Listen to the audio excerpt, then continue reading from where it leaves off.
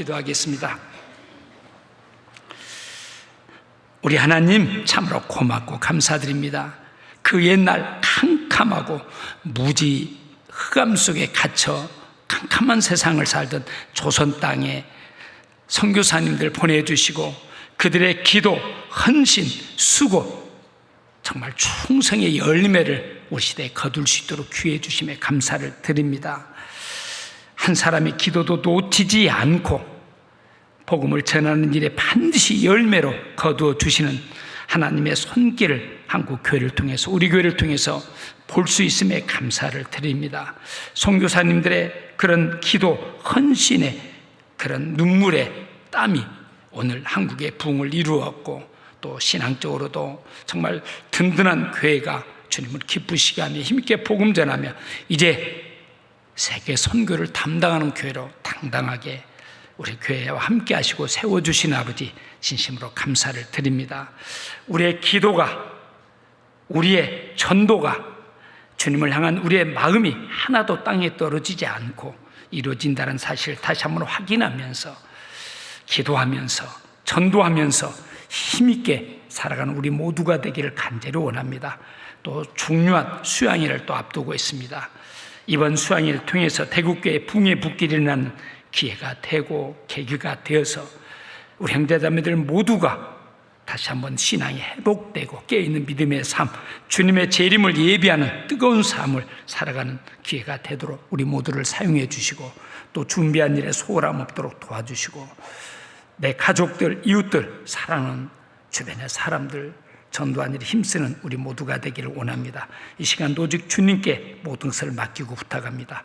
우리를 사랑하시는 예수 그리스도의 이름으로 기도드립니다. 아멘. 이렇게 오타가 났던데 누가복음 6장인데 마태복음 6장으로 잘못 이렇게 소개가 되더라고요. 누가복음 6장입니다.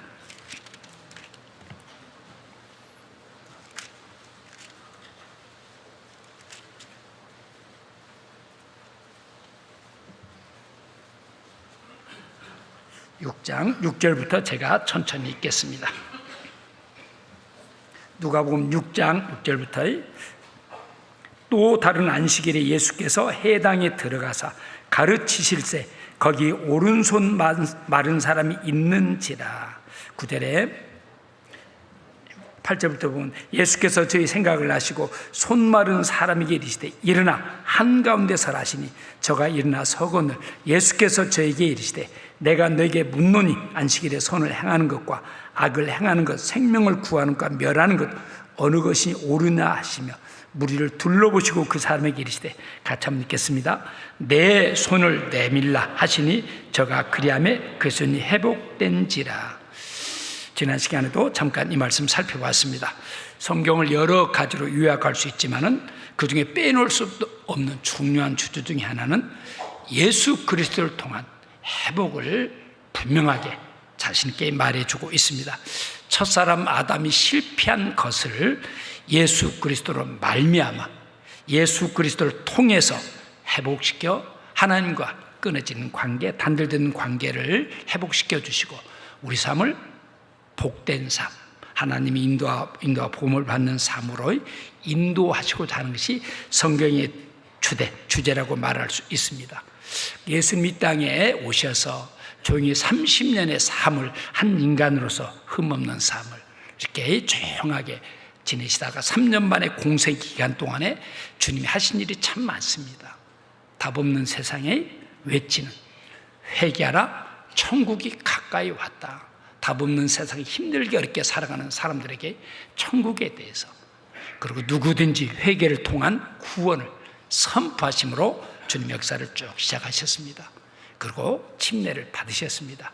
침례는 주님이 물에 들어가면서 주님의 십자가에 죽으실 것을 예표하는, 이제 때가 되면 우리 주님이 이 땅의 모든 사람의 모든 죄를 짊어지시고 십자가에 달려서 모든 피를 쏟아서 그 죄값을 지불해 주실 것을 미리 보여주신 예표입니다. 그리고 물에서 올라오신 것은 주님의 부활을 가리키고 있습니다. 주님의 죽으심과 부활을 통해서 누구든지 구원받을 수 있는 길을 마련해 놓으시고 그리고 공생애를 시작하셨습니다. 그리고 많은 병든 자들을 고쳐주셨습니다.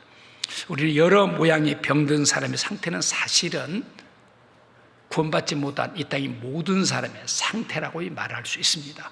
우리는 멀쩡하다고 이야기할 수 있습니다. 그건 어떻습니까? 문둥병자 있습니다. 문둥병은 그 죄인을 가리키고 있습니다. 우리는 소경드렸습니다. 눈에 보이는 없어질 세상은 보면서도 하나님께서 그 정말 창조주로서 하나님, 그리고 하나님께서 하신 그 아름다운 일들, 정말 하나님께서 우리를 사랑하신 사랑들, 은혜들, 영원한 천국들을 볼 수 없는 채 눈에 보이는 것을 보고 실망하고 열심히 살다가 또 좌절하고, 그리고 결국 죽음 앞에 답 없는 인생, 허망한 인생, 그것이 인생의 끝이었습니다.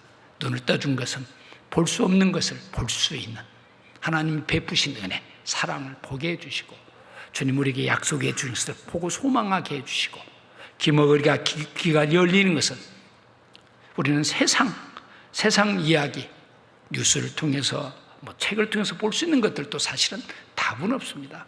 우리 마음을 오히려 좌절시키고 한계를 느끼게 하고, 그리고 원망과 분으로 사투라는 것이 세상에 들려지는 소식들입니다.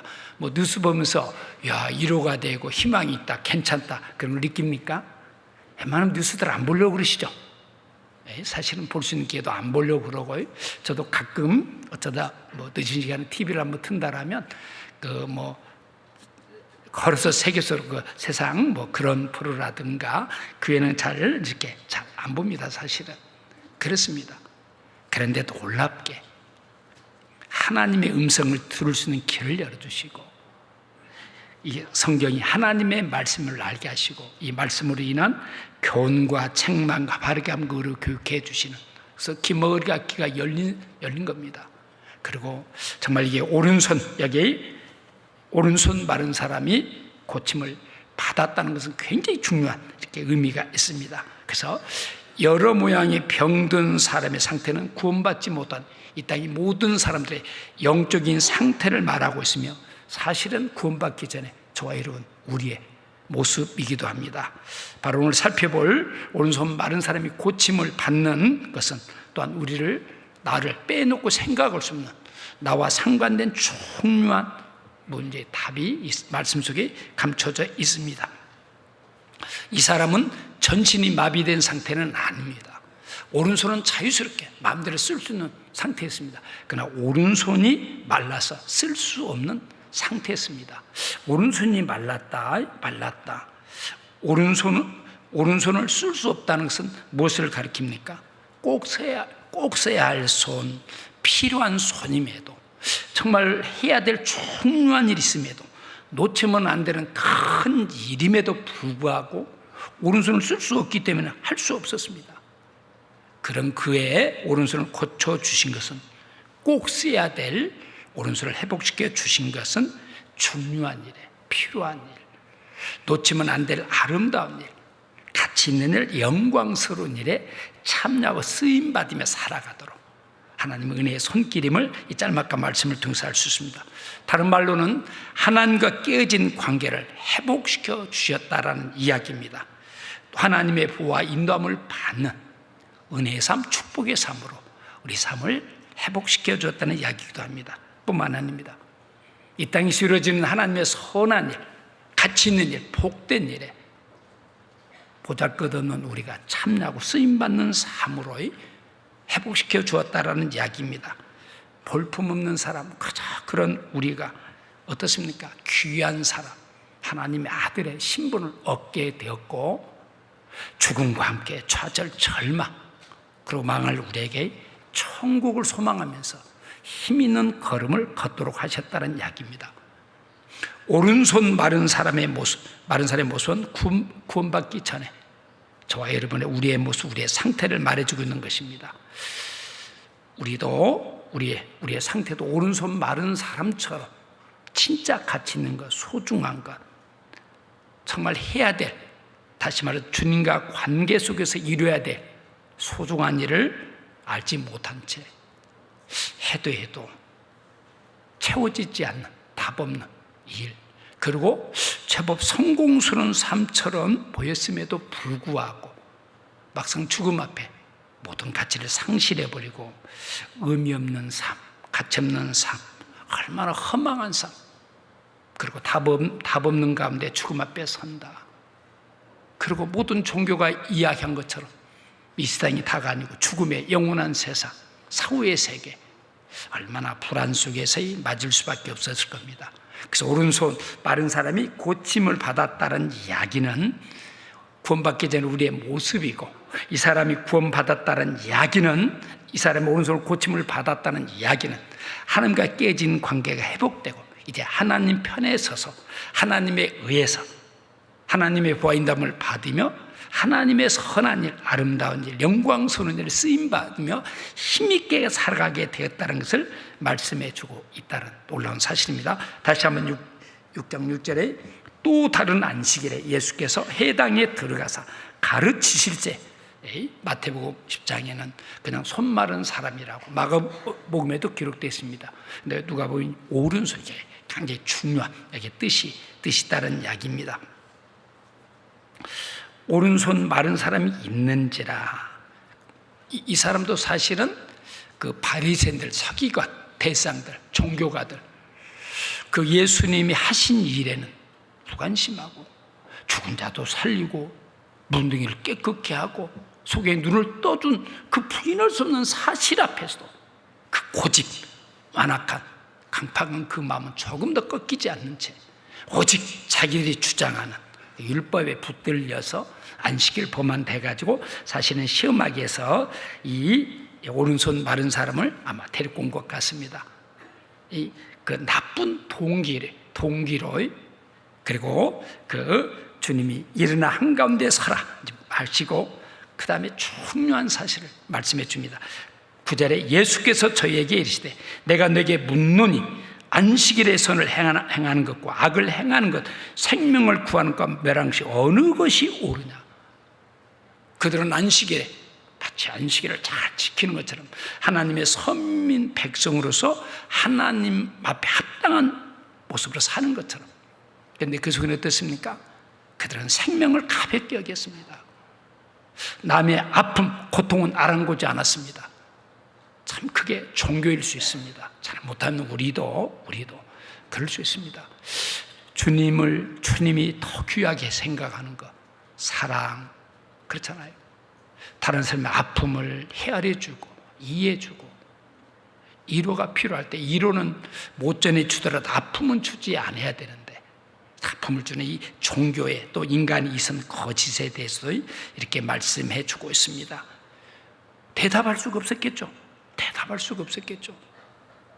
그들은 하나님을 잘 믿는다고 안식일을 지킨다고, 잘못하면 이게 인간의 의도 그렇고, 잘못하면 이런 여기에는 굉장히 소중한 안식일에 선을 행하는 것과 악을 행하는 것, 생명을 구하는 것과 멸하는 것, 하나님 편에 서 있는 것이 선이고 하나님의 뜻을 품고 그 뜻 앞에 순종하는 것이 선인데, 그들은 하나님의 뜻, 하나님의 자비, 하나님의 사람을 생각하는, 그 하나님은 모든 사람이 구원을 받으며 진리를 알리기를 원하시는 하나님의 그 우리를, 이 땅의 모든 사람을 사랑하는 사랑은 아랑곳하지 않고 오직 자기들의, 그러면서 아마 얼마나 부끄러웠을까.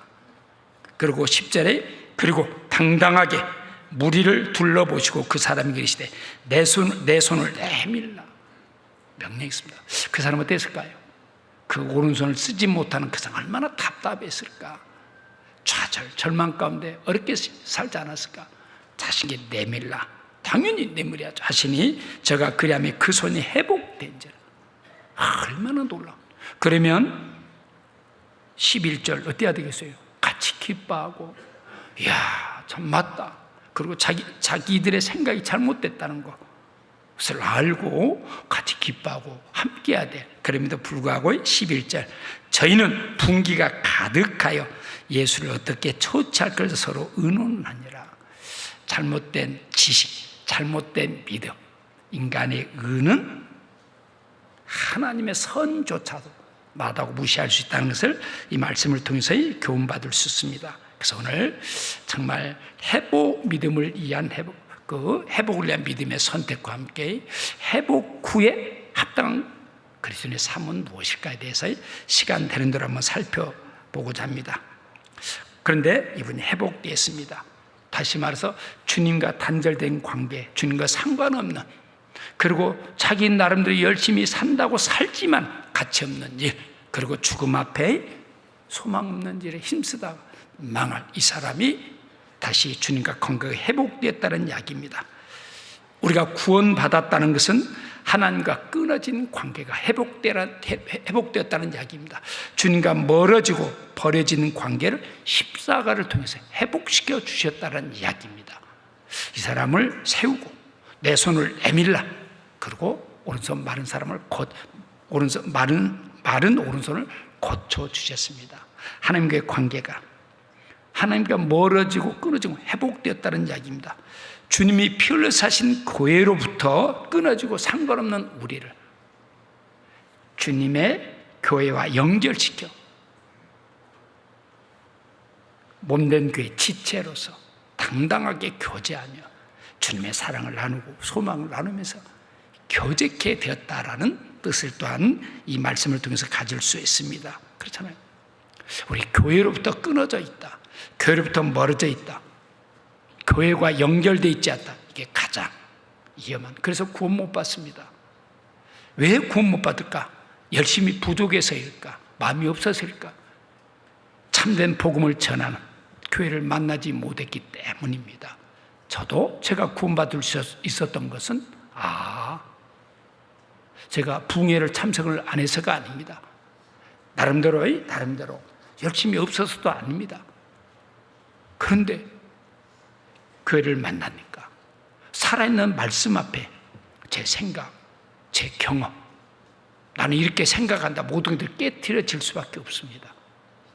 그리고 막연한 천국과 지옥이 분명하고, 그리고 막연한 죄인, 내가 천국 갈 수 있다는 자신은 못하지만 내가 지옥 갈 만큼 큰 죄는 없다, 항상 죄인이라고 입으로는 고백하면서 내가 그래도 비교적 착하게 살려고 애썼는데, 내가 남의 것을 그렇게 훔치지는 않았는데 남을 그렇게 이러면서, 그렇다고 차마 지옥 간다고, 지옥 가면 큰일 없는, 그렇다고 천국 갈 수 없고, 이 모든 것들이 명확하게 밝혀졌습니다. 다시 말해서 오른손 고침을 받았다는 이야기입니다.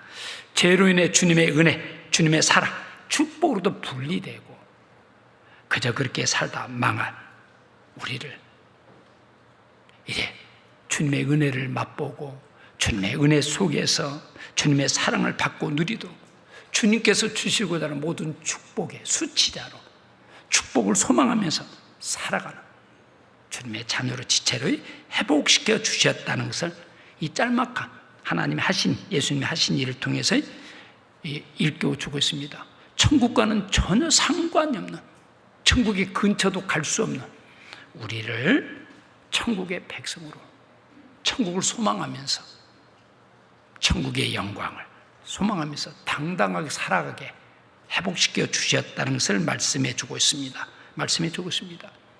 다윗은 믿음의 사람이었습니다.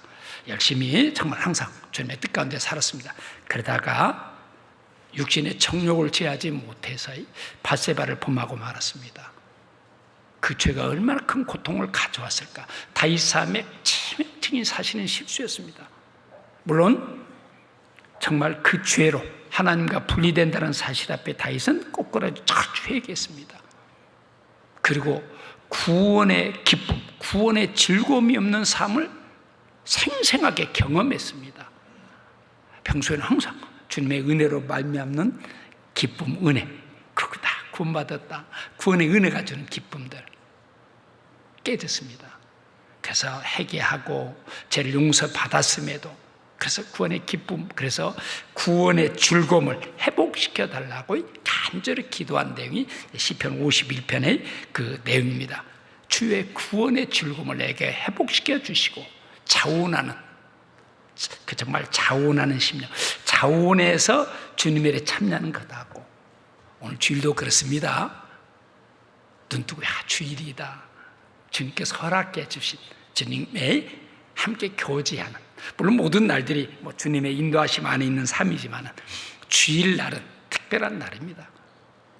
한 주간의 삶을 이렇게 다시 한번 뒤돌아보면서 주의 말씀으로 힘을 얻고 이렇게 기쁨을 회복하는, 그리고 다시 한번 우리 마음과 생활에 주님을 향할 수 있는 또 은혜의 시간, 그리고 주님께서 허락해 주신 믿음의 친구들과 같이 차도 마시고 교제하면서 즐겁게 함께 할 수 있는 은혜의 시간, 정말 그런 시간들 회복시켜 달라고. 그래서 구원의 죽음을 회복시켜 주 차원하는 심령, 주어진 봉사 앞에 차원하는 심령. 이번 수양에도 지금 우리 봉사의 어머니 청년회 활발하게 아주 굉장히 세밀하게 준비하는 것을 보면서 저도 큰 힘을 얻고 있습니다. 예, 한번 해볼 수 있겠구나, 한번 해보자라고, 부흥의 어떤 계기가 마련해 되겠구나라고 생각했습니다. 차원하는, 참 여기 차원하는 심령, 우리 봉사도 마찬가지입니다. 봉사도 많은 사람이 놓치고 있는 것이 있습니다. 주님이 저와 여러분을 피로 샀습니다. 내 것이야, 내가 주인이 아닙니다.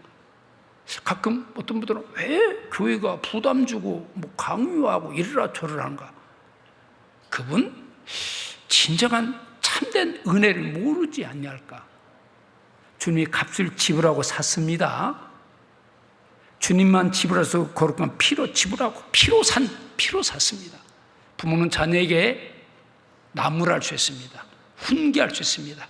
때로는 명령할 수 있습니다. 왜? 낳아주셨을 뿐 아니라 나를 가장 사랑하기 때문에. 자녀를 가장 사랑하는 분은 부모입니다. 어머니입니다. 어머니의 사랑을 대신할 수 있는 세상에 없습니다. 너무나 마땅합니다. 근데 그것을 오해해가지고 마치 자기가 자유가, 내가 하고 싶으면 하고 하기 싫으면 않고, 그 신앙 잘못된 신앙입니다. 지식 없는 신앙입니다. 하나님의 말씀에 합당치 않는 신앙입니다. 사실은. 예? 그렇잖아요. 우리 직장에서도 어떻게 생활합니까? 돈 그거 정말 좀 밖에서 새벽부터 늦게까지. 지금 직장인들은 그래도 좀 편합니다. 사실은. 제 직장 다닐 때는 퇴근 시간이 없잖아요. 옛날에는 과장님이 앉아있으면 같이 앉아 있어야 되고, 과장님 나가도 부장님이 계시면 있어야 되고, 회식도 1차, 2차, 술도 못 먹는 입장에서 얼마나 힘들었을까요? 그 시간이. 그러면서 왜 붙어 있어야 됩니까? 내 딸이니까, 가족들이 있으니까. 우리 그 직장에서 지금 현재도 그렇게 하고 있지 않습니까? 그렇잖아요. 그 돈 몇 푼 보장도 안 해주잖아요. 근데 주님이 피를 흘려서, 이 땅 가지고 피를 흘려서 구원해 주신 구원이 그렇게 가볍습니까? 쉽습니까? 내 마음대로라고요? 성경 보십시오. 어디에 그런 일은. 고린도 6장에도 너희는 값으로 산 것이 되었으니 너희의 것이 아니라, 그런 말씀이 우리 얼마든지 확인할 수 있는 말씀 아닙니까? 그렇잖아요. 그래서 다시 한번 정말 이런 말씀 앞에서, 그리고 오른편, 특별히 하나님의 말씀인 성경은 오른손 오른편을, 우리 보통 사람들 세상 사는 생각과는 차원이 다릅니다. 세상은 오른손잡이 왼손잡이 있을 수 있는데 하나님은 어떻습니까? 항상 오른편은 의의 편, 의로운 편, 하나님 편, 하나님의 능력과 권능을 힘입는 편을 가리키고 있습니다. 그래서 먼저 오른손이 회복되어 있다는 것은 굉장히 중요한 뜻을 가지고 있습니다. 출애굽기 15장을 보겠습니다. 출애굽기 15장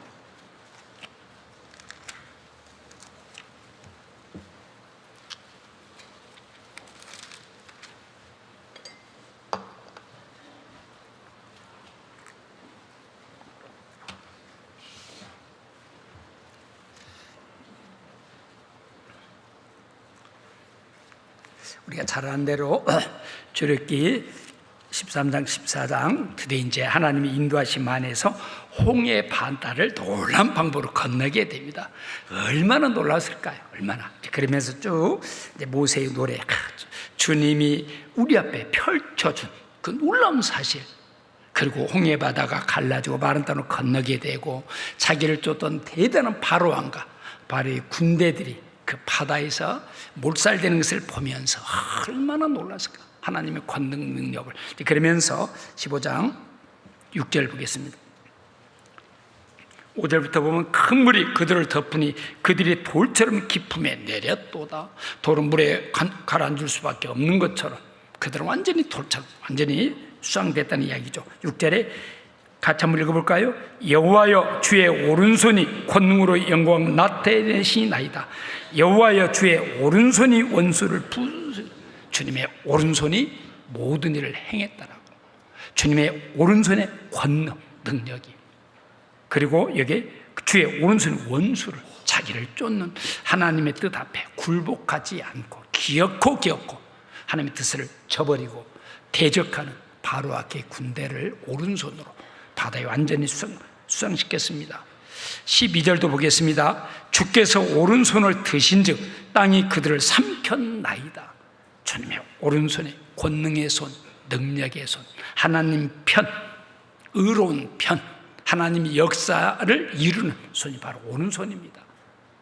오른손이 고침을 받았다는 이야기는 정말 하나님의 놀라운 그런 뜻들이 그 말씀 속에 포함되어 있습니다. 지난 시간에도 전도서 10장 2절에도 지혜자의 마음은 오른편에 있고 우매자의 마음은 왼편에 있느니라. 왼편은 보이는 세상입니다. 세상 일입니다. 자기 어떤 육신의 욕심들 이루고 싶어하는 이 세상적인 것들. 오른편은 하나님의 일입니다. 하나님의 뜻입니다. 하나님께서 이루시고 원하는 하나님의 일들입니다. 그리고 하나님의 능력을, 하나님의 은혜를, 사랑을, 축복을 맛볼 수 있는 손이 오른손입니다. 그래서 지혜자의 오른편, 하나님 편에, 하나님의 말씀의 길을 기울이는 편에, 하나님의 뜻 앞에 순종하는 편에, 하나님께서 약속하신 것을 바라는 편에 서 있다는 이야기입니다. 왼편은 하나님의 뜻과는 상관없이 자기 좋은 대로 살아가는 편을 왼편이라고 이야기할 수 있습니다. 구원받은 이후에 우리의 마음이 오른편, 다시 말해서 하나님 편에 서서 살아가고 있는가, 아니면 만약 아직도 세상적인 것에 마음을 빼앗기고 붙잡혀 살아갔다면 우매자의, 지혜 없는 우매자의 삶을 살아가고 있다라고 우리 전도서 10장 2절을 통해서도 아무리 냉정히 내 마음이 오른편에 있는지, 왼편 우매자의 마음은 왼편에 있는 것처럼 세상을 향해 있는지, 주님의 뜻에 정말 귀를 기울이고 있는지, 아니면 세상 말에 기울이고 있는 우리 자신들의 상태를 살필 수도 있죠. 그 오른편에 대한 말씀들이, 주의 권능에 대해서 말씀들이 참 많이 있습니다. 우리 시편 18편도 보겠습니다.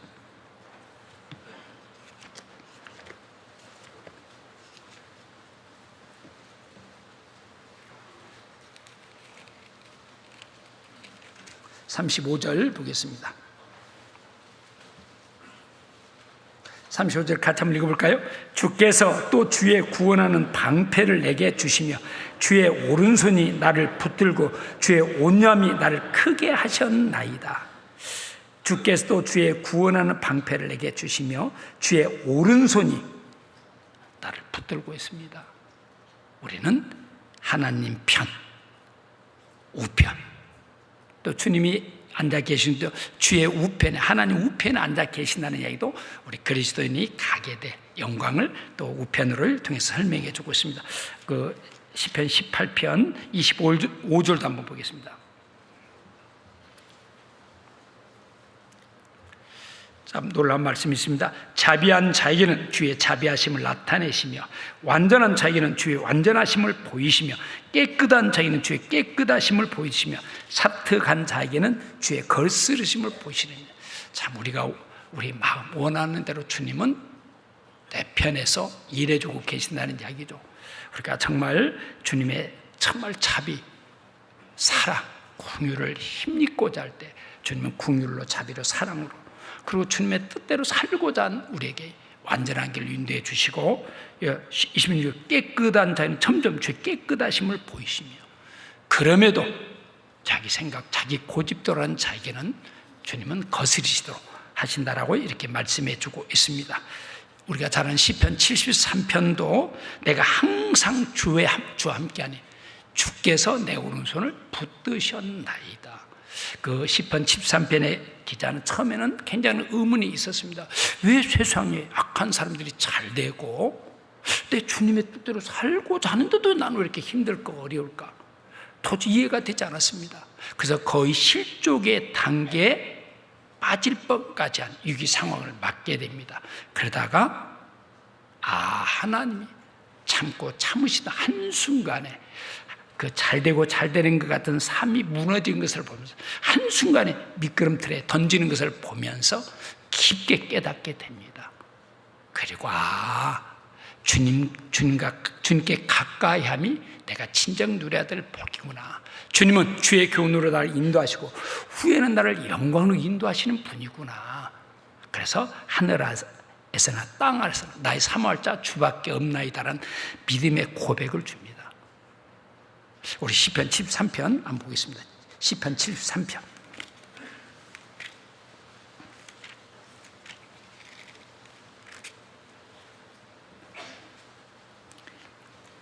2절 보겠습니다. 나는 거의 실족할 뻔하였고 내 걸음이 미끄러질 뻔하였으니 이는 내가 악인의 형통함을 보고 오만한 자를 질시함이라. 저희는 죽는 때도 고통이 없고 그 힘이 건강하며 타인과 같은 고난이 있고 타인과 같은 재앙도 없나니. 모든 것이 잘되고 만사의 형통입니다.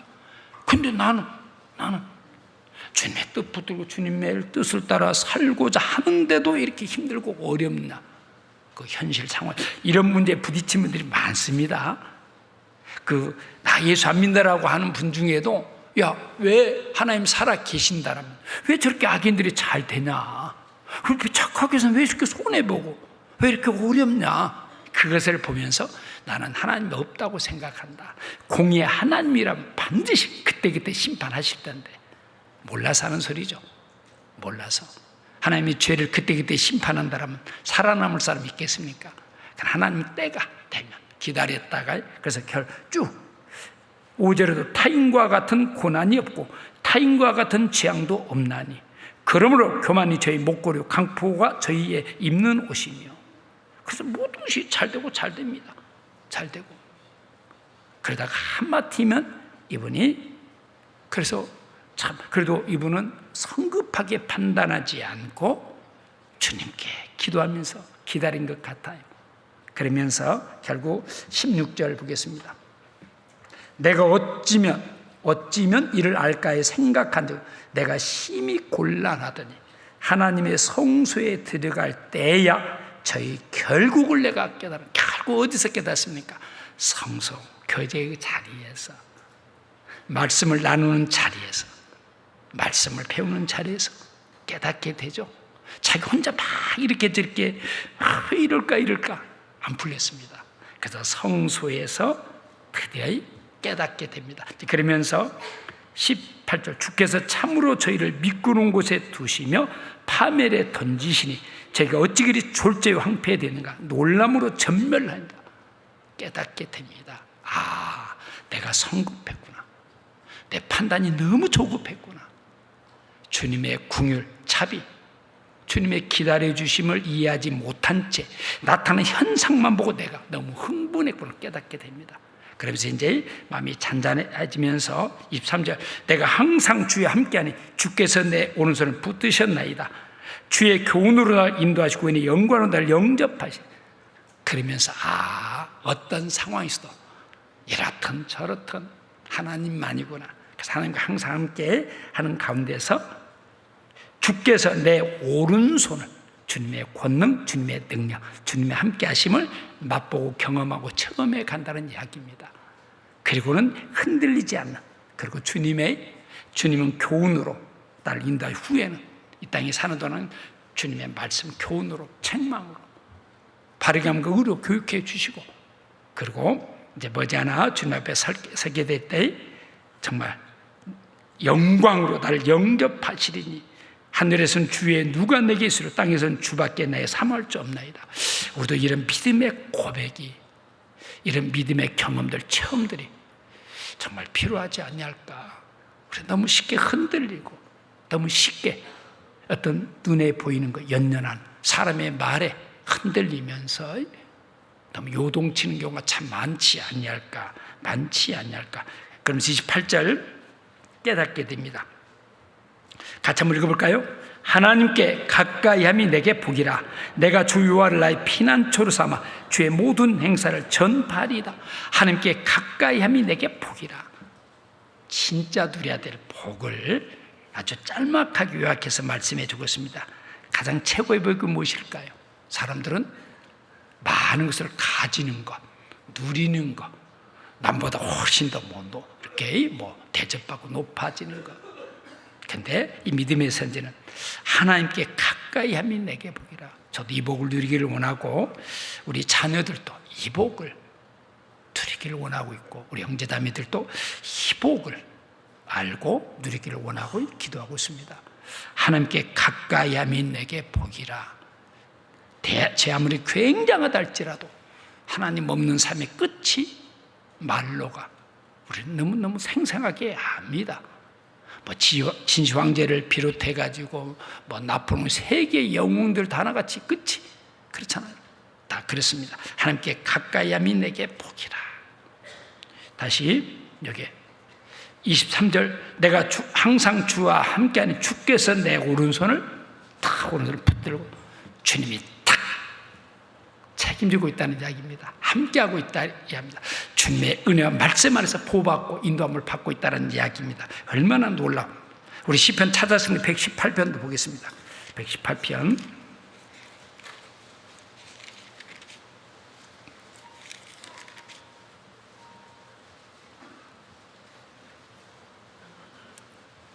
118편 15절 보겠습니다. 14절부터 보면 여호와는 나의 능력과 찬송이시여 또 나의 구원이 되셨도다. 의인의 장막에 기쁜 소리 구원의 소리가 있으며 같이 읽겠습니다. 여호와의 오른손이 권능을 베푸시며 여호와의 오른손이 높이 들렸으며 여호와의 오른손이 권능을 베푸시는 도다. 오른손 세 번이나 삼위로 계신 하나님께서 우리를 붙들고 책임지고 인도하신다는 이야기입니다. 오른손입니다. 주님 편입니다. 주님의 권능, 능력을 항상 오른손을 통해서 이렇게 드러내고 있습니다. 그러면서 앞으로 한 장 118편 5절 보겠습니다.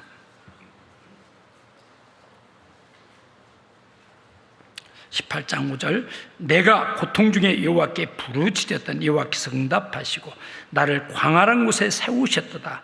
6절 7절 같이 읽겠습니다. 여호와는 내 편이시라. 내게 두려움이 없나니 사람이 내게 어찌할꼬. 여호와께서 내 편이 되사 나를 돕는 자 중에 계시니 그러므로 나를 미워하는 자에게 보호하시는 것을 내가 보리로다. 오른손으로 우리를 붙드시고 오른손으로 우리를 보호하시고 책임지시는 하나님 앞에 우리는 어때야 될까? 하나님이 내 편이 되기를 원하시고 항상 내 편이 되어주시는 그 편에 나도 기대해야 되지 않겠어요?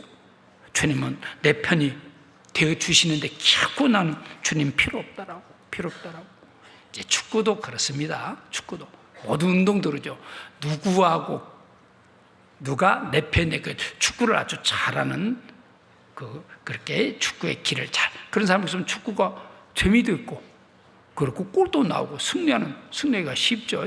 근데 그냥 혼자만 그냥 몰고 다니는 사람과 같이 편을 먹으면 성질나고 짜증나고 그리고 어떻습니까? 힘은 들고 결과가 좋지 못한 것을 보게 됩니다.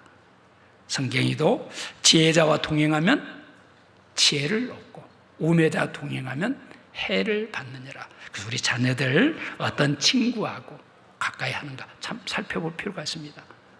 교회에서도 누구하고 가까이 하고 있는가.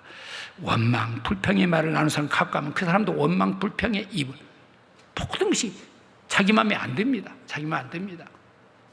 그런가 하면 감사, 기쁨, 소망을 붙들고 사는 형제 항상 감사, 기쁨이 있고 정말 그렇습니다.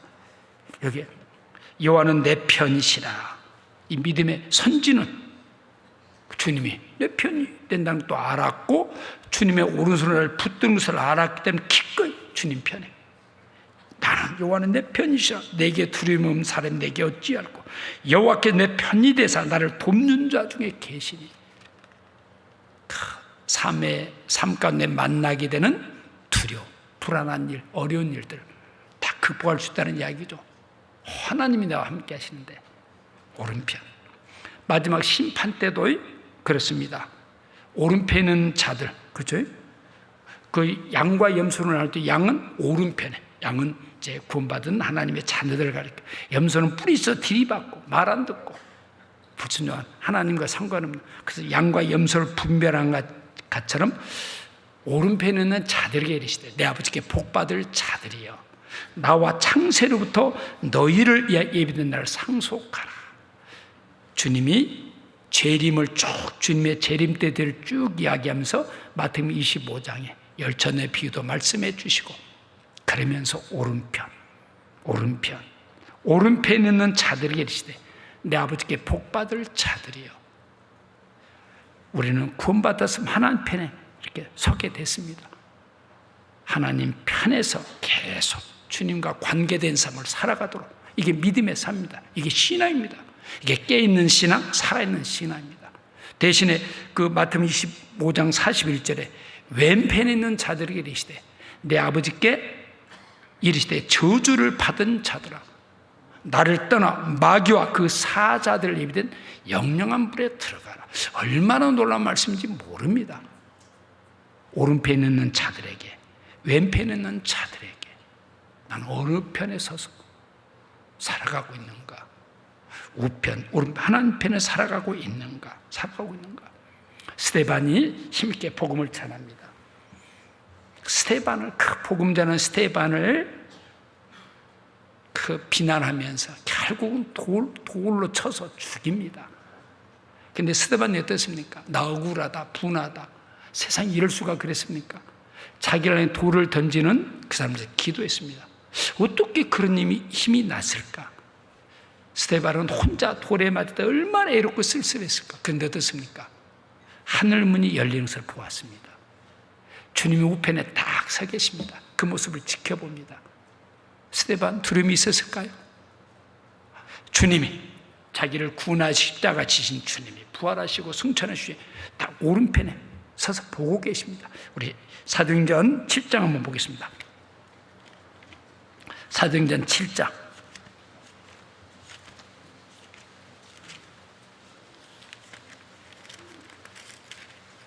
사도행전 7장 55절 보겠습니다.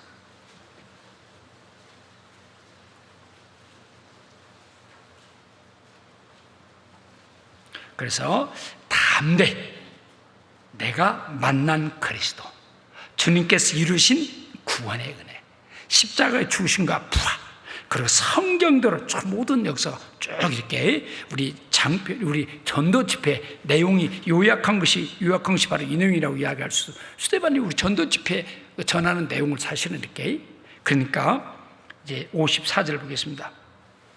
저희가 이 말을 듣고 마음에 찔려 저를 향한 이를 가할거늘 참 놀랍죠.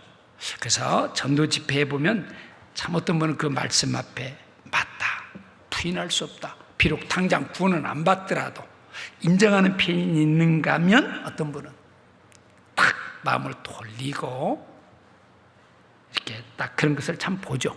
여기도 스데반이 그 놀라운 마음에 찔렸다는 것은 정말 그 계속 비난하면서 그리고 자기 마음에 안 든다는 이야기입니다. 그래서 저를 향한 이를 갈거늘 그래서 돌로 그냥 내칩니다. 그러나 55절 스데반이 성령이 충만해 하늘을 우러러 주목하여 하나님의 영광과 및 예수께서 하나님의 우편에 서신 것을 보고 말하되 보라 하늘이 열리고 인자가 하늘 우편에 서신 것을 보노라 한대. 그 돌에 맞아 죽는 그때의 상황을 보면 얼마나 비참할까 얼마나 애롭고 쓸쓸할까. 그런데 어떻습니까? 그때 그 애로움 중에 두려움 중에 자기를 구원하신 주님 하늘문이 열리고 예수님께서 하나님 우편에 딱 서 계십니다. 그리고 자기를 지켜봅니다. 어땠을까요? 두려웠을까요? 얼마나 놀랐을까? 얼마나 감사했을까?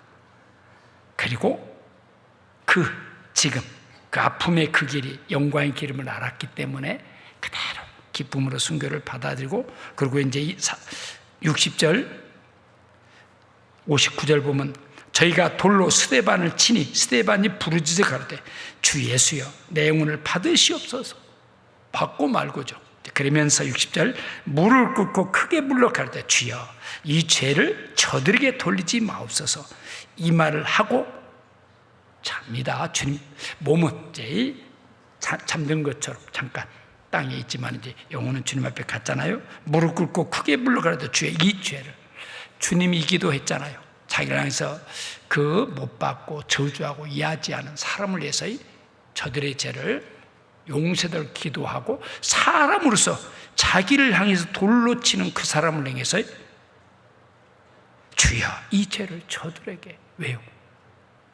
그 하늘문이 열리고 그 하나님 우편에 서서 계신 주님이 자기를 지켜보는 그 주님의 모습을 보고 이렇게 고백할 수 있지 않았을까?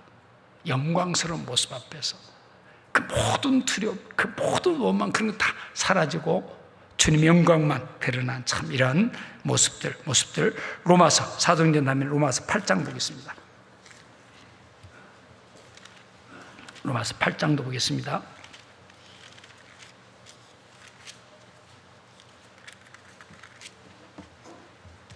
8장 34절 보겠습니다.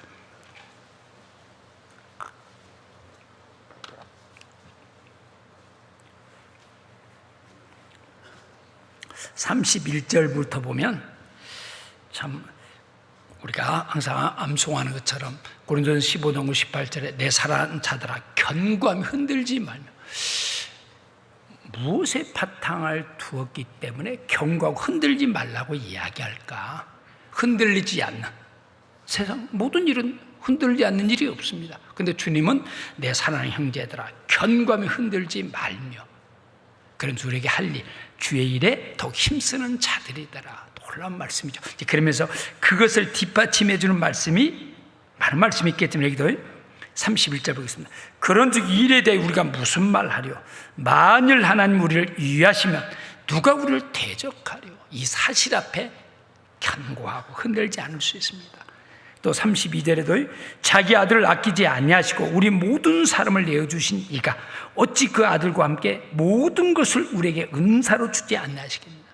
자기 아들마저도 기꺼이 십자가에 내어주고 우리를 구원했다라면 아까운 것 있을까요? 그렇잖아요. 그렇잖아요. 자기 아들도 내어줬다라면 그 돈 그거 아까워할까요? 그 모든 것. 참, 이 짤막한 말씀에 대한 믿음이 있다라면 우리는 훨씬 더 견고하고 흔들지만, 그 다음에 주의 일에 힘쓰면서 앞만 보고 담대하게 살아갈 수 있지 않냐할까요? 계속해서 나오죠. 33절 누가 하나님이 택하신 자들 송사리요 의롭다 하신 이는 하나님이시니 누가 우리를 감히 건드릴 수 있느냐. 왜? 하나님이 의롭다 했기 때문에, 하나님 은혜이기 때문에, 하나님 사랑이기 때문에. 34절도 누가 정죄하리요? 누가 정죄하리요? 죽으실 뿐 아니라 다시 살아나신 이는 그리스도 예수니. 같이 읽겠습니다. 그는 하나님 우편에 계신 자요 우리를 위하여 간구하시는 자시니라. 그는 하나님 우편에, 능력의 편, 권능의 편, 하나님께다. 그렇잖아요. 물론 예수님이 하나님, 물론 자신입니다. 이게 하나님 우편은 구원받은 그리스도인이 누리게 될 영광, 안게 될 영광을 하나님의 우편으로, 주님이 뭐 하나님 우편, 하나님 자신인 예수님의 우편, 저 앞에 무슨 필요가 있겠어요? 하나님 자신인데 하나님 우편에 것은 정말 끝까지 권능과 능력으로 함께해 주심에 대한 약속일 뿐 아니라 누리게 될 영광까지도 약속해 주고 있는 내용입니다. 얼마나 구원받았을 뿐 아니라 하나님을 기쁘시게 하는 믿음을 따라 성도들이 앉게 될 영광의 자리, 하나님 우편의 자리, 이런 약속받은 우리가 어떻게 가야 될까? 이런 말씀 앞에서 좀 우리 자신을 한번 살펴보면서, 이런 말씀, 하나님 하신 일과 하나님이 이렇게 말씀하셨습니다. 분명합니다. 예? 그렇잖아요. 39절에도 높음이나 기품이나 다른 아무 피조물이라도 우리를 우리 주 그리스도 예수 안에 있는 하나님의 사랑에서 뭐라고요? 하나님과 맺어진 관계, 오른손 고침을 받은 사람, 이제 완전해졌습니다. 주님을 마음껏 가까이고 마음껏 섬기고 사랑할 수 있게 됐습니다. 그 사람은 세상 일은 밝았습니다. 열심히 산 사람이었을 겁니다.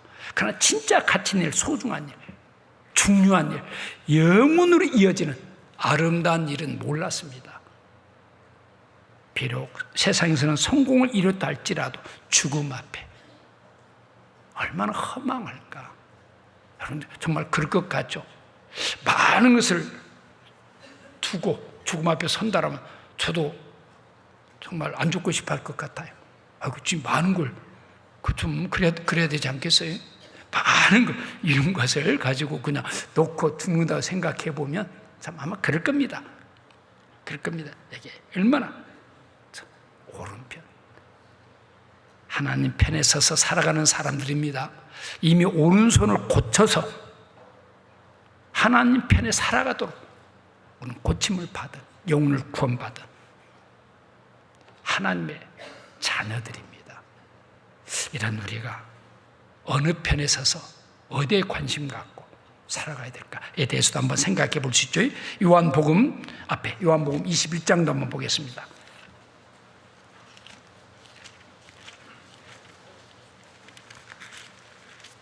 21장 6절 보겠습니다. 이제 주님이 십자가에 죽으셨습니다. 제자들은 뿔뿔 흩어졌습니다. 다 주님 떠났습니다. 베드로도 있지 어찌할꼬 3년 반 동안 따라다녔지만 주님이 십자가에 죽고 말았습니다. 얼마나 그 뭔가 기대, 희망 모든 것이 무너지고 이제 죽었으니까 끝났잖아요. 어찌 살고 하다가 그래, 내가 할 일은 고기 잡는 방법밖에 없지. 그래서 이제 갈릴리 바다로 가서 이제 그물을 던졌습니다. 3절에 보면 시몬 베드로가 나는 물고기 잡으러 가노라 하며 우리도 함께 가겠다. 아마 야고보도 함께 그 고기 잡던 사람이었잖아요. 우리도 함께 가겠다고 나가서 배에 올랐으나 이 밤에 아무것도 잡지 못하였더니 다시 이제 그래, 어쩔 수 없다. 하여튼 빨리 잊고 다시 이제 물고기나 잡으면서 살아가야 되겠다 하고 가서 익수가 갈릴리 바다에서 가서 그물을 계속 던졌습니다. 근데 아무것도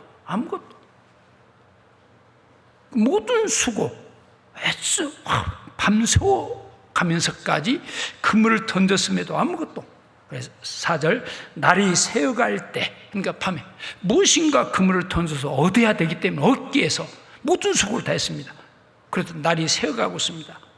그래도 아무것도 잡히지가 않습니다. 그때 날이 새어갈 때 예수께서 바닷가에 서셨으나 제자들이 예수신지를 알지 못하는 부활의 주님을 아직 모릅니다. 그때 예수께서 이르시되 얘들아 너에게 고기가 있느냐 대답하되 없나이다.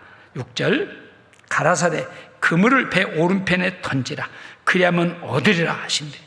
지치고 힘든 마음, 밤새워 성과가 없는 일은 얼마나 더 지치고 더 힘들죠. 완전히 기진맥진의 상태이지 않았을까. 그런데 놀랍게 오른편에 아직까지도 주님인지를 몰랐습니다. 사실은. 그랬더니 지금까지 어차피 그랬으니까 믿어봤자 본전이지 한 번 더 던진다고 그래서 한번 던져봤습니다. 오른편에 던지라 그래야만 얻으리라 하신데 이에 던졌더니 그 말씀 앞에 순종하고 던졌습니다. 고기가 많아 그물을 들 수 없더라. 굉장히 여기 오른편에 던졌다고 기록하고 있죠. 그렇습니다. 참 이 말씀은 굉장히 중요한 뜻이 있습니다. 주님 편에 서서 일하고 살아갈 때, 주님의 뜻에 귀를 기울이면서 살아갈 때 우리가 하는 모든 일들이 우리의 수고가 헛되지 않음을 말씀해 주고 있습니다.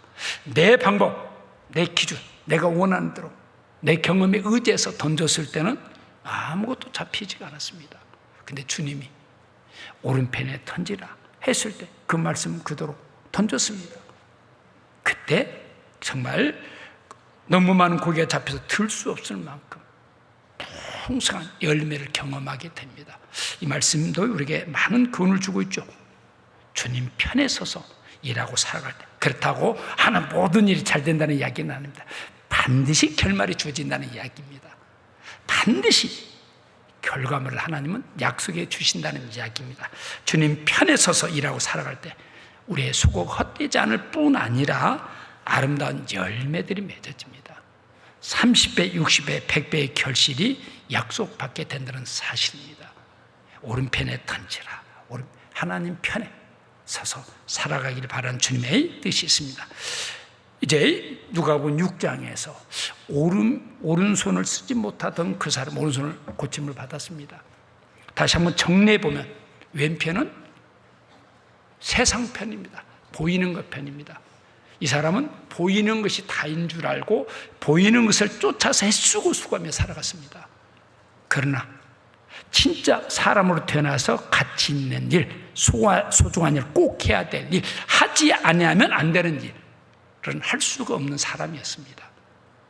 그런 그가 주님을 통해서 이 사람도 얼마나 답답했을까. 오른손을 못 쓰는, 거의 정말 우리 보통은 이제 오른손이 똑같이 팔을 다쳐도 왼손 다치면 아이고 불행등에 다행이다라고 실제 그랬죠. 만약 오른손을 다치면 얼마나 불편해. 주로 이제 오른손잡이니까 뭐 글을 쓰는 것도 그렇고 밥 먹을 때도 불편할 것이고 모든 것이 아마 불편하지 않겠어요? 마치 그런 것처럼 이 사람 오른편 쓸 수 없는 손을 고침을 받았습니다. 어땠을까요? 아이고 그냥 나 고침 받았다라고 끝났을까요? 이분의 상태를 잠시 한번 생각해 본다라면 틀림없이 다른 삶을 살았을 겁니다. 정말 가치 있는 일, 소중한 일, 중요한 일을 알게 됐습니다. 그리고 누구도 어떤 사람도 어떤 방법으로 고쳐줄 수 없는 내 오른손에 고침을 받은 그 사람, 뭘 깨달았을까요? 아, 그렇구나. 주님만이구나. 누구도 손도 못 대는 할 수 없는 일을 주님은 충분히 하시는 분이구나. 아, 정말 주님만이구나. 예수 앞에 모든 답이 있구나.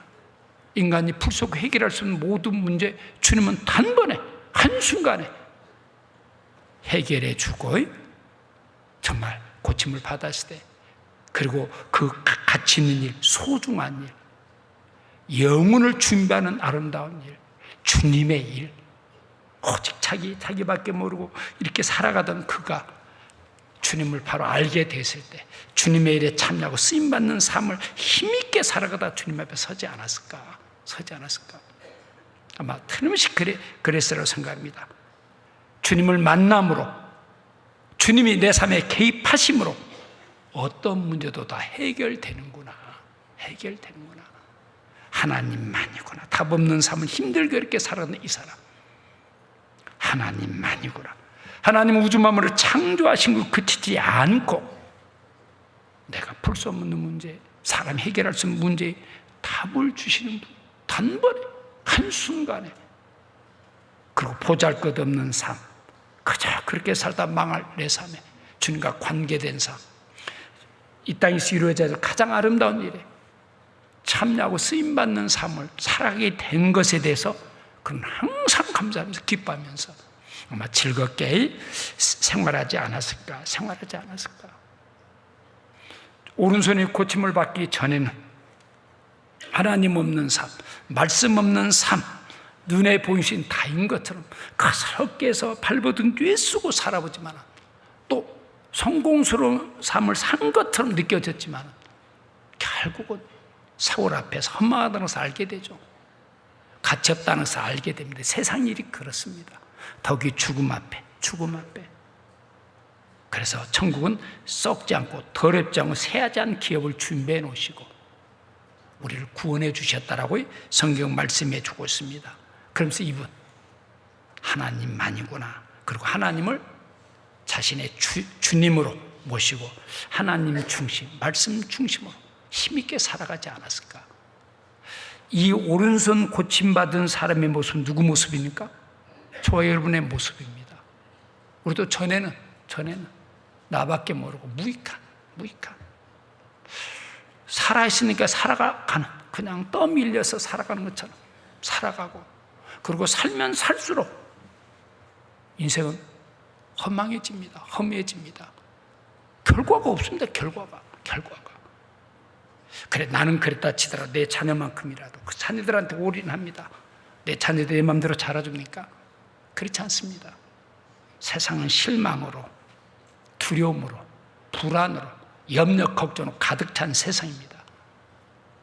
이런 세상에서 주님이 내 삶에 개입해 주셨습니다. 주님을 만났습니다.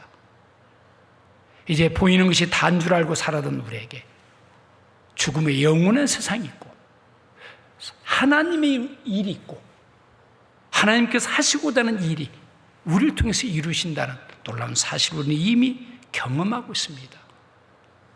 아마 오른손 고침을 받은 이분, 맞다, 하나님만이구나, 예수님만의 모든 답이 있구나 경험했을 뿐 아니라 실제 예수님 편에 서서 우편에 서서 하나님의 일에 적극적으로 살다 주님 앞에 서지 않았을까?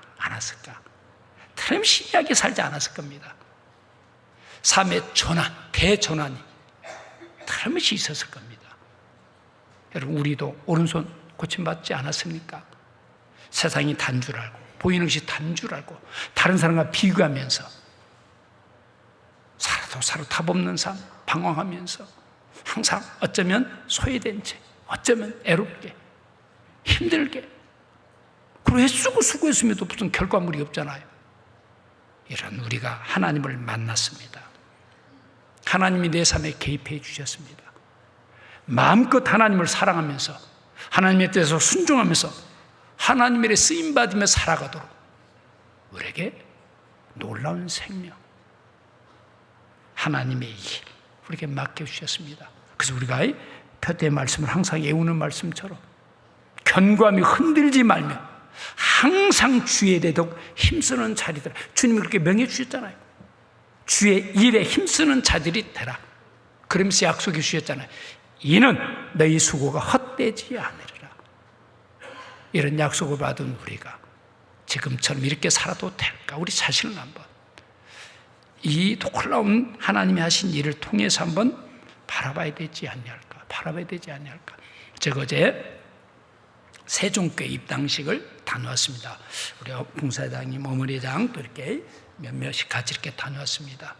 그리고 정말 그 세종교회 굉장히 이치가 얼마나 좋은지, 쉽지 않은 과정을 겪어가지고 아마 교회 부유가 그래 높은 전체가 내려다보고 그렇게 좋은, 거기서 차 마시면 차값이 굉장히 비쌀 것 같은, 보통 이제 찻집 뷰가 좋은 바다가 보면 굉장히 비싸요. 그건 굉장히 비싸게 받아도 될 만. 그리고 또 아주 잘 섬세하게 아주 신경 써서 잘 해놨더라고요. 그래서 이제 같이 오면서 너무 불화하지 말라고, 불화하면 진다라고. 그리고 핵시 행이라도 세종교회 이사 올 생각 절대 하지 말라라고 같이 웃으면서 교제했는데, 제가 마지막 기도하면서 잠깐 이야기했습니다. 세종은 정말 그 대한민국에서 가장 핫한 도시가 세종이지 않냐할까. 조그마한 도시 별것도 없었습니다. 근데 갑자기 행정 수도가 되고 지금 모든 권력의 중심이 세종으로 몰리고 있습니다. 결국 청와대도 그쪽으로 가고 법원, 검찰청 웬만한 거 다 그걸로 간다고 그러잖아요. 그러면서 제가 생각해 봤습니다. 잠깐 이야기했습니다. 대단한 행정 수도가 되고 모든 권력이 모이는 곳이 됐다 할지라도 그래서 참된 복음이 전해지는 교회가 없다라면 어떤 도시일까? 캄캄한 도시지 않냐할까? 희망이 없는 도시지 않냐할까? 그렇잖아요. 별것도 없잖아요. 근데 놀랍게 그곳에 그 세종교회가 몇몇 안 되는 형제들이 교제하면서 전도하고 이제 아주 든든한 교회로 교회당까지 잘 지어놨습니다. 그곳에 복음의 말씀이 전하는 교회가 없다라면 사람들은 세종은 막 이렇게 저렇게, 세종의 진정한 별은 누구일까? 그래서 제가 이야기했습니다. 구원받은 형제 자매들이 세종의 별이라고. 세종의 꽃은 구원받은 형제 자매들, 주님으로부터 구원받고 주님의 뜻 가운데 교제하면서 주님의 일에 순종하고 헌신한 바로 형제 자매들이라고. 별은 뭡니까? 어둠을 밝혀주기 때문에 별입니다. 별이 빛을 잃어버리면 별이 될 수가 없죠. 정말 그곳에 빛을 누가 발할 수 있을까? 세종교 형제자매들. 그 정말 지저분하고 냄새나는 세상에서 누가 향기를 전해줄 수 있을까? 아름다운 꽃이 향기를 전해줄 수 있습니다. 복음의 기쁜 소식, 소망의 소식, 사랑의 소식, 은혜의 소식을 누가 전할 수 있을까? 세종교 형제자매들이더라고요. 그렇잖아요. 우리 대구교회, 대구 지역에 만약 교회가 없다 그러면 죽음의 도시, 캄캄한 도시, 답 없는 도시, 그렇잖아요. 겨우 고생만 하다가, 그렇잖아요. 근데 주님이 피로 대구의 교회를 세우셨습니다. 대구의 별은 누구일까요? 이번에 당선된 시장님일까요? 예? 대구의 별이 누굽니까?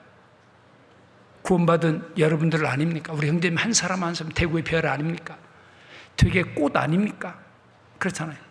별은 빛을 발할 때 별로서 가치가 있습니다. 꽃은 향기를 발할 때, 아름다움 할 때. 여러분은 대구의 별들입니다. 별들. 세종교 형제자매들만 세종교의 별입니까? 대구의 별은 세종교 형제자매들이 될 수가 없잖아요. 광주교회 지난번에 청년들 한 400명 이상 왔다고 도로 금방 가버렸잖아요. 다. 대구의 별은 될 수 없습니다. 대구의 별은, 대구의 꽃은 여러분들입니다. 여러분들이 대구의 빛을 발할 수 있습니다. 답 없는 대구에 여러분이 향기를, 그리스도의 향기를 발할 수 있습니다. 대구의 별로 주님 우리를 보고 계십니다. 주님이 보시는 입장입니다. 그런 우리가 그냥 대충 내 좋은 대로 살아도 될까? 제가 소식 들었습니다. 어느 분이 구역 모임에 참석했다가 우리 좀 이번에 전도하자. 우리 목표를 세우고 하자 하니까 뭘 그렇게 전도를 강요하면서 이랬었다는 소식을 들었어요. 그래서 참 안타깝다. 아직도 우리 교회 안에 그런 수준의 구원받은 분이 아닌지는 잘 모르지만은 전도해야 될 거 아니겠어요? 그래서 사거리 나가서 데려오라고 했잖아요. 데려다 앉히라고 그랬습니다. 그랬습니다. 누가복음 14장 봅시다.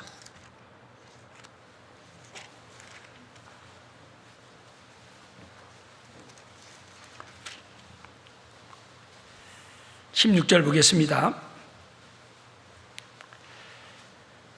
16절 이르시되 어떤 사람이 큰 잔치를 배설하고 많은 사람을 청하였더라.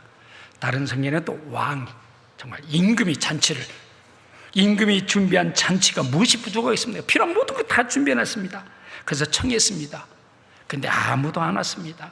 나는 바쁘다. 이 뒤에도 그러죠. 17절 잔치할 시간에 그 청하였던 자들에게 종을 보내어 가르되 오소서 모든 것이 준비되었느니라. 세상 이런 잔치를 여기 어떤 주에게 임금이 대단한 분이 준비해놓고 그를 초대합니다. 여기 부족한 것이 아무것도 없죠. 근데 놀랍게 18절 다 일치하게 사양하여 하나는 사양했습니다. 큰 잔치를 준비해놨는데 모든 것이 다 갖춰진 잔치인데 사람이 없습니다. 그래서 21절에 종이 돌아 주인에게 그대로 구한 이에 집주인이 노하여 그 종에게 이르되 빨리 시내의 거리와 골목으로 나가서 가난한 자들과 병신들과 소경들과 저는 자들 데려오라. 누구든지 하나님의 잔치에, 임금의 잔치에 데려오라고 이야기했습니다. 한 장 뒤로 넘겨봅시다. 23절 보겠습니다. 같이 한번 읽겠습니다. 주인이 종에게 이르되 길과 산울가로 나가서 사람을 강권하여 데려다가 내 집을 채우라라고 명령합니다. 강권하여. 원어 성경에 보면 이 말씀이 그렇게 억지로라도 그리고 강제적으로라도 이런 말씀이 있습니다. 억지로라도 이런 뜻이 있습니다. 원어 성경의 강권이라는 것은 억지로라도 강제적으로라도 데려오라고 원어로 아낭카조라고 그러는데 그런 뜻을 가지고 있습니다. 여기 주인이 종에게 이르되 길과 산을 가로 이곳저곳 다니면서 강권에 데려다가 내 집을 채우라. 이 시대 우리에게 주신 말씀이지 아니할까. 복음의 잔치, 답 없는 인생에 참된 구원을 준비해 두시고, 사랑을 준비해 두시고, 은혜를 준비해 두시고, 궁유를 준비해 두시고, 우리를 부르시는 주님의 부름에 많은 사람이 마다합니다. 그래도 우리는 전해서 그들을 이 잔치에 오도록 해야 될 거 아니겠습니까? 주님의 명입니다. 명입니다. 우리 모두 수양회를 앞두고 있습니다. 수양회, 아마 수양회를 대하는 마음들이 아마 그렇게 각각 그렇게 다르지만은 아마 준비하고 있지 않냐할까. 저도 가만히 보니까 우리 봉사의 어머니 총연에서 얼마나 세밀하게 준비하고 있는지 저도 굉장히 힘을 얻고 있습니다. 그러면 앞에서 일하는 분들이 이번 수양회를 대국교회 부흥의 기회로 삼고 잔다면 참여해야 될까요? 방관자로 있어야 될까요? 남의 일입니까? 우리도 기꺼이 같이 함께 응원해주고, 내가 할 일이 무엇인가? 내가 정말 봉사와 전도에 그 일에 우리가 모두 같이 해줘야 되지 않겠어요? 우리 교회는 수양회와 함께 해온 교회고, 수양회를 통해서 성장해온 교회고, 수양회를 통해서 우리 전국의 제각기 다른, 그렇잖아요. 세대, 지역적인 모든 것 다 수양회장에서 아무 문제가 되지 않잖아요. 그리고 전도할 수 있는 최고의 자리가 수양회 자리이지 아니할까. 그 수양회를 쉽게 생각한다고요? 신앙의 자세가 아닙니다. 다시 한번 수양회를 앞두고 우리 마음을 추스리면서 내 사랑하는 가족들, 이웃들 전도하는 수양회가 되고, 우리 자신도 수양회에 함께한 우리 교회 기꺼이 땀 흘리고 봉사하면서 같이 마음을 같이 하면서 함께해야 될 수양회로 만들어가야 되지 아니할까 생각이 됩니다. 여러분 그래야 되지 않겠어요? 나는 그렇습니까? 가끔 그런 이야기입니다. 만약 상황이 어쩔 수 못 간다라면, 나는 못 가는데, 그러면 어때야 될까요? 봉투라도 가져가서 수고하는 땀 흘리는 분들 음료수라는 사 드시라고 봉투 하나씩 준비해서 주는 그런 믿음, 그런 사랑을 가지고 신앙생활을 해야 됩니다. 여러분, 우리 회비라고 생각합니까? 회비는 공짜입니다. 우리 밥값 먹습니까? 헌금입니다. 헌금.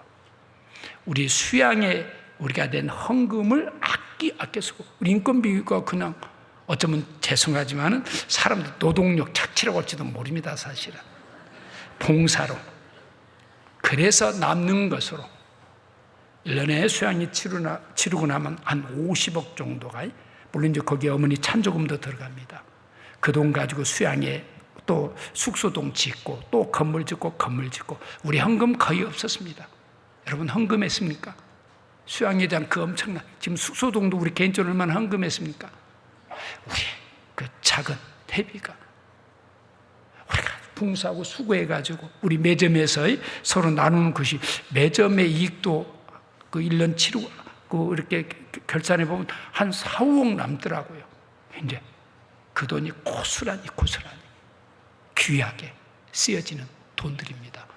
그래서 수양회를 두고 기도하면서 전도하는 수양회로 만들고, 또 우리 자신 기꺼이 따면서 봉사하는 수양회로 만들고, 우리 신앙이 다시 한번 힘을 얻고 회복의 기회로 삼고, 그리고 태국교회 부흥의 기회가 될 수 있는 수양회를 모두가 한번 만들어 봐야 되지 않을까, 한번 그런 생각으로 지금 열심히 준비하고 있습니다.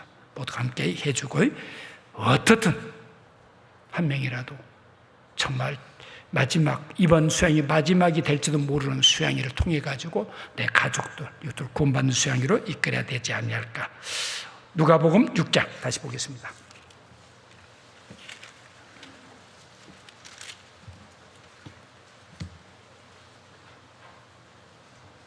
10절 보겠습니다. 10절 같이 한번 읽겠습니다. 무리를 둘러보시고 그 사람에게 이르시되 내 손을 내밀라 하시니 저가 그리하매 그 손이 회복된지라. 회복된 손을 가지고 어떻게 살았을까요? 그분 힘있게 살았을 겁니다. 주님의 편에서 주님의 일에 귀하게 쓰임 받으면서 주님을 기쁘시게 했을 겁니다. 그리고 그는 그 모든 수고가 되지 않음을 기억하고 영원한 천국을 소망하면서 힘있게 살다 주님 앞에 서지 않았을까? 우리가 주님 앞에 설 때 아마 오른손 마른 이 사람들 만나서 교제하게 되지 아니할까? 우리도 쓸 수 없는 오른손 회복됐습니다. 하나님의 자녀로 하나님 편에 서서 하나님과 동행하는 사람으로 하나님 일에 참여하고 쓰임받을 수 있는 기회를 얻었습니다. 힘있게 한번 살아봐야 되지 않을까요? 주님의 일에 참여하고 주님의 함께 하심을 정말 의지하면서 주님의 능력의 손을 의지하고 힘있게 전도하고 또 우리가 서로 사랑하면서 그리스도의 빛을, 대구의 별로서의 빛을 발하고 대구의 꽃으로서의 삶을 힘있게 살아가다가 주님 앞에 서야 되지 않을까 하는 생각을 해보게 됩니다. 같이 기도하겠습니다. 우리를 참으로 사랑하시는 거룩하신 아버지 하나님, 참으로 감사를 드립니다. 죄인으로 태어나서 이렇게 저렇게 살다 결국 늑공 들고 지옥 가야 될 보잘것없는 저희들이었습니다. 이런 저희들을 주님이 친히 찾아오셔서 구원해 주시고 하나님 편에 서서 하나님의 보호와 인도함을 받으며 하나님께 동행하는 은혜의 삶, 축복의 삶, 영광의 삶을 살도록 허락해 주셨습니다. 회복된 오른손으로 이제 주님의 일에, 주님이 기쁘시게 하는 일에, 영혼을 구하는 일에, 주님의 뜻 앞에 순종하는 일에 힘있게 살아가는 우리 모두가 되기를 간절히 원합니다. 또 내일부터 시작되는 이교구 집회, 전국의 귀한 집회들, 또 다가오는 수양에 기도하고 준비해서 대국교회가 부흥의 길로 세워지는 수양이가 되도록 우리 모두를 사용해 주옵소서. 모든 것 주님께 감사드리며 우리 함께 하시는 예수 그리스도의 이름으로 기도드립니다. 아멘.